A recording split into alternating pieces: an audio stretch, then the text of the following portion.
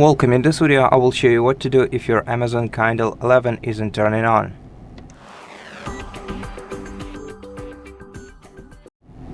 To fix this issue, which often occurs after you leave your device for a long period of time unattended, simply connect it to the power charger. So use your USB-C cable connected to the charging brick, connect it to your Kindle, and make sure that you see this orange icon at the bottom of your device. If you do, then you just have to wait sometimes for hours, because sometimes device's battery gets so drained it actually needs this time to even start the device.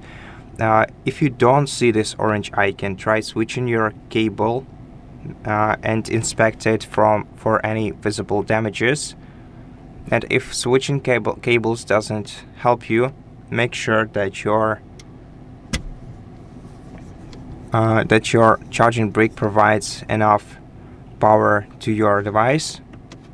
Generally speaking, our device doesn't need too much. It only needs a 10 watt to charge properly. So just check your AC adapter and make sure that it can provide 10 watts to your device. As you can see, this is a 20 watt power adapter, therefore this is plenty.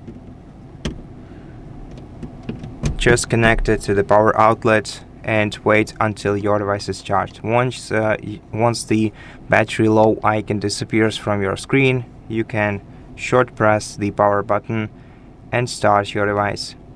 If short pressing power button doesn't work, you can press and hold it for 10 to 30 seconds until your device forcefully restarts.